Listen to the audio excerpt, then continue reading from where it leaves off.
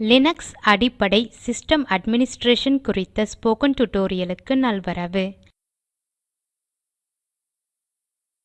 இந்த டியூட்டோரியலில் நாம் சில அடிப்படை கமாண்ட்களை காணலாம். add user, su, usermod, userdel, id, du, df. நான் உபுண்டு 10.10 ஐ பயன்படுத்துகிறேன். இதை காணும் முன் லினக்ஸில் பொதுவான அப்ளிகேஷன் குறித்த டியூட்டோரியலை காணவும். அதை இந்த இணையதளத்தில் பெறலாம். இந்த டியூட்டோரியலில் உள்ள சில கமாண்ட்களை பயன்படுத்த நமக்கு அட்மின் அணுகல் தேவைப்படும். முதலில் ஒரு புதிய பயனரை உருவாக்குவதை கற்றுக்கொள்வோம். add user கமாண்ட் ஒரு புதிய பயனரையும் அதற்கான அணுகலையும் உருவாக்க உதவுகிறது. நாம் சுடோ கமாண்ட் உதவியுடன் பயனர் கணக்குகளை சேர்க்க முடியும்.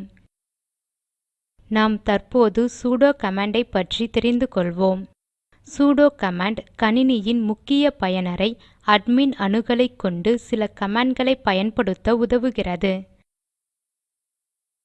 சுடோ கமாண்ட் பல தேர்வுகளை கொண்டது. அவைகளை இந்த டியூட்டோரியலில் காண்போம். இப்போது ஒரு புதிய பயனரை உருவாக்குவதை பார்ப்போம். டெர்மினலை திறக்க Ctrl Alt T கீக்களை ஒரே நேரத்தில் அழுத்தவும்.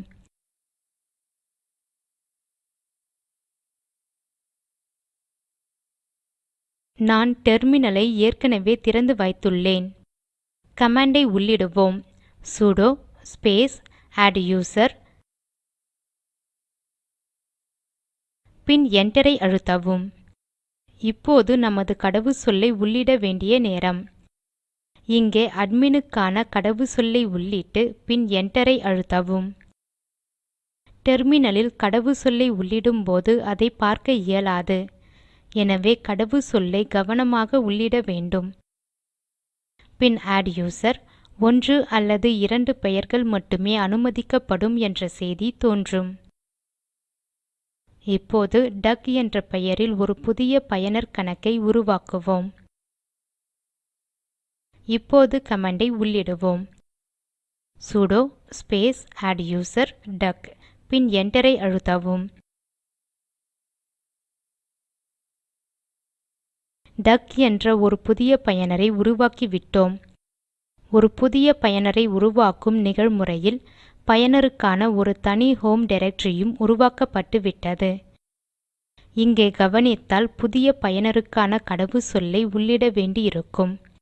உங்கள் விருப்பத்திற்கேற்ப கடவுச்சொல்லை தரலாம். இங்கே நான் டக் என்றே கொடுத்து என்டரை அழுத்துகிறேன்.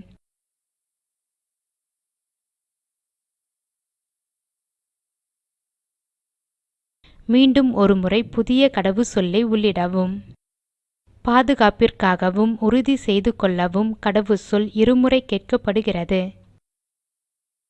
இப்போது புதிய பயனருக்கான கடவுச்சொல் புதுப்பிக்கப்பட்டது. பின் பயனரின் மற்ற விவரங்களுக்கு கேட்கப்படும். தற்போதைக்கு பயனரின் முழு பெயர் டக் என்று கூறி பிற தகவல்களை தராமல் என்டரை அழுத்துகிறேன். என்டர். இதை உறுதி செய்ய y ஐ அழுத்துகிறேன். இது அனைத்து தகவல்களும் சரியானதா என்று உறுதி செய்வதற்காகும். இப்போது புதிய பயனர் கணக்கு உருவாக்கப்பட்டுவிட்டதா என பார்ப்போம். கமாண்டை உள்ளிடுவோம். ls ஸ்பேஸ் /home என்டரை தட்டுவோம். ஹோம் போல்டரில் உள்ள பயனர்களின் பட்டியலை பெற ls கமாண்டை பயன்படுத்துவோம். இதோ நாம் புதிதாக உருவாக்கிய பயனர் டக். ஸ்லைடுகளுக்கு செல்வோம். இப்போது su கமாண்டை பார்ப்போம். su என்பது ஸ்விட்ச் யூசரை குறிக்கிறது. தற்போதைய பயனரில் இருந்து மற்றொரு பயனருக்கு மாறுவதற்கு இந்த கமாண்ட் உதவுகிறது. டெர்மினலுக்கு செல்வோம். கமாண்டை உள்ளிடுவோம். su ஸ்பேஸ் ஹைபன் ஸ்பேஸ் டக் பிறகு என்டரை அழுத்துகிறேன். இப்போது கடவுச்சொல்லை உள்ளிட வேண்டிய நேரம். டக் பயனரின் கடவுச்சொல்லை உள்ளிடுகிறேன். கடவு சொல்லும் டக் என்பதை நினைவு கொள்க. இப்போது டெர்மினல் முந்தைய பயனரில் இருந்து புதிய பயனரான டக்கின் வேலை தளத்திற்கு மாற்றப்பட்டது. இந்த பயனரை விட்டு வெளியேற லாக் அவுட் என டைப் செய்து என்டரை அழுத்தவும். இப்போது டெர்மினல் டக்கின் வேலைத்தளத்தில் இருந்து முந்தைய பயனரான வினயின் வேலைத்தளத்திற்கு மாற்றப்பட்டது. அடுத்து யூசர் மோடு பற்றி கற்போம். யூசர் மோடு கமாண்ட் சூப்பர் பயனர் அல்லது ரூட் பயனருக்கு மற்ற பயனர்களின் கணக்கு அமைப்பை மாற்ற உதவுகிறது. மேலும் பயனரின் கடவுச்சொல்லை மாற்ற உதவுகிறது. பயனரின் கணக்கு என்றுடன் முடிய வேண்டும் என்று தீர்மானிக்க உதவுகிறது. இந்த கமாண்ட்களை செய்து பார்க்கலாம். டெர்மினலுக்கு செல்வோம். இங்கே ஒரு பயனரின் கணக்கு என்றுடன் முடிய வேண்டும் என்று தீர்மானிக்கலாம். இங்கே கமாண்டை டைப் செய்வோம். Sudo space usermod space -e space 2012 -12 -27 space டக்.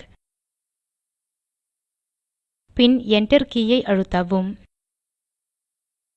பயனரின் கணக்கின் கடைசி நாள் -e இன் உதவியுடன் மாற்றப்படுகிறது. இதோ டக் பயனர் கணக்கின் கடைசி நாள் மாற்றப்பட்டது. அடுத்தபடியாக யுஐடி மற்றும் கிட் கமாண்ட்களை பார்க்கலாம். ஐடி கமாண்ட் பயனர் ஐடி மற்றும் குழு ஐடிகள் பற்றிய தகவல்களை காண உதவுகிறது. பயனரின் ஐடியை தெரிந்து கொள்ள ஐடி ஸ்பேஸ் -u ஐ பயன்படுத்துகிறோம். குழு ஐடியை தெரிந்து கொள்ள ஐடி ஸ்பேஸ் -g ஐ பயன்படுத்துகிறோம். இதை செய்து பார்க்கலாம். டெர்மினலுக்கு செல்லுங்கள். ஐடி பின் என்டரை அழுத்தவும். இதோ நாம் பயன்படுத்தும் கணினியின் பயனர் ஐடி மற்றும் குழு ஐடிகள் பற்றிய தகவல்களை பார்க்கலாம். பயனரின் ஐடியை மற்றும் தெரிந்து கொள்ள ஐடி ஸ்பேஸ் -u ஐ பயன்படுத்துகிறோம். கமாண்டை டைப் செய்வோம். ஐடி ஸ்பேஸ் -u பின் என்டரை அழுத்தவும். இங்கே பயனர்களின் ஐடி மட்டுமே தெரிகிறது. ஐடிக்கு பதிலாக அவர்களின் பெயர்கள் வேண்டுமா? அதை தெரிந்து கொள்ள இதை டைப் செய்யவும். ID space -n space -u பின் என்டரை அழுத்தவும். இப்போது பயனர்களின் ஐடிக்கு பதிலாக அவர்களின் பெயரை காணலாம். அடுத்தபடியாக குரூப் ஐடி கமாண்டை பயன்படுத்துவோம். கமாண்டை டைப் செய்யலாம். ஐடி ஸ்பேஸ் -g இங்கே நாம் குரூப் ஐடிகளை பார்க்கலாம். அனைத்து பயனர்களின் குரூப் ஐடிகளை காண ஐடி ஸ்பேஸ் -G பின் என்டரை அழுத்தவும். இங்கே G கேபிட்டல் லெட்டரில் உள்ளதை கவனியுங்கள்.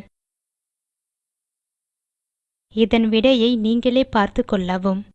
அடுத்து ஒரு பயனர் கணக்கை நீக்குவதை பார்க்கலாம். அதற்கு யூசர்டெல் கமாண்டை பயன்படுத்துவோம்.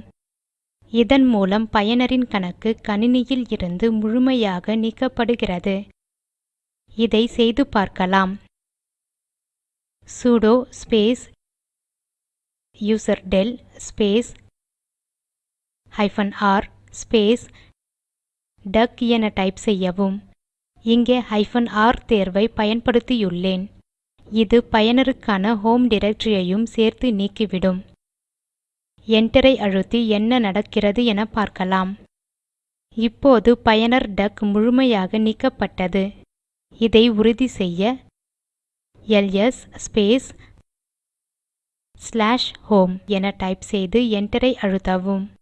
இங்கே பயனர் டக் நீக்கப்பட்டுள்ளதை காணலாம்.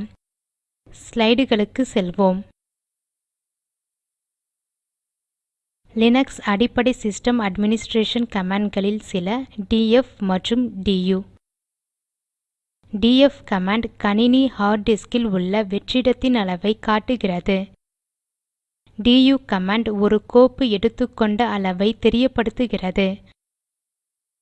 இந்த இரு கமாண்ட்களையும் நீங்களே முயற்சிக்கவும். டெர்மினலுக்கு செல்வோம். மேலும் df கமாண்டுடன் சில தேர்வுகளை பயன்படுத்தி பார்க்கலாம். df ஸ்பேஸ் -h என டைப் செய்து என்டரை அழுத்தவும். இது ஃபைல் சிஸ்டமின் தற்போதைய மற்றும் முழு அளவையும் காட்டுகிறது. மேலும் இது திறக்கப்பட்டுள்ள டிஸ்கின் அளவை மனிதர்கள் படிக்கக்கூடிய வடிவில் காட்டுகிறது. அடுத்து du கமாண்டுடன் சில தேர்வுகளை பயன்படுத்தி பார்க்கலாம். இதை செய்வதற்கு முன் உங்கள் ஹோம் போல்டரில் சில டெக்ஸ்ட் ஃபைல்களை உருவாக்கி இருப்பீர்கள் என்று நம்புகிறேன்.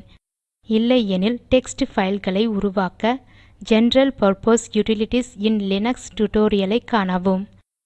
நான் ஏற்கனவே எனது ஹோம் டைரக்டரியில் சில டெக்ஸ்ட் ஃபைல்களை உருவாக்கியுள்ளேன்.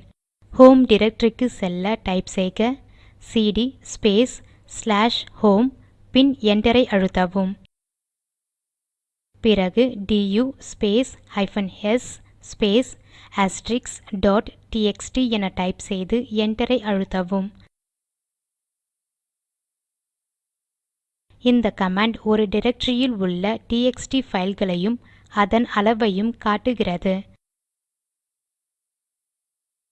இது உங்கள் பயிற்சிக்கான நேரம். du space -ch space *txt பின் என்ன நடக்கிறது என பாருங்கள். ஸ்லைடுகளுக்கு வருவோம். நாம் கற்றவை: add user கமாண்ட் மூலம் புதிய பயனரை உருவாக்குதல், su ஐ பயன்படுத்தி ஒரு பயனரில் இருந்து மற்ற பயனருக்கு செல்லுதல், யூசர் மோடு மூலம் பயனரின் அமைப்பை மாற்றுதல், யூசர் del ஐ பயன்படுத்தி பயனரை நீக்குதல், id கமாண்ட் யூசர் id மற்றும் குரூப் idகள் பற்றி தெரிவிக்கிறது. df கமாண்ட் ஃபைல் சிஸ்டமின் தற்போதைய மற்றும் மீதமுள்ள அளவை காட்டுகிறது. du கோப்பு எடுத்துக்கொண்ட அளவை காட்டுகிறது. இந்த டியூட்டோரியலின் முடிவுக்கு வந்துவிட்டோம். இந்த இணையதளத்தில் உள்ள வீடியோ ஸ்போக்கன் டியூட்டோரியல் ப்ராஜெக்டை எடுத்துரைக்கிறது. இணைய இணைப்பின் வேகம் குறைவாக இருந்தால் தரவிறக்கி காணவும். ஸ்போக்கன் டியூட்டோரியல்களை வைத்து செய்முறை பயிற்சி நடத்துகிறோம். இணைய வழி தேர்வில் தேர்ச்சி பெறுவோருக்கு சான்றிதழ்களும் வழங்கப்படுகிறது. மேலும் விவரங்களுக்கு எங்களை தொடர்பு கொள்ளவும். ஸ்போக்கன் டியூட்டோரியல் பாடங்கள் டாக் டு எ டீச்சர் திட்டத்தின் முனைப்பாகும். இதற்கு ஆதரவு இந்திய அரசு துவக்கிய MHRD இன் ICT மூலம் தேசிய கல்வித்திட்டத்தின் வழியே கிடைக்கிறது. மேலும் விவரங்கள் இந்த இணைய முகவரியில் உள்ளது. மொழியாக்கம் பிரவீன். நன்றி.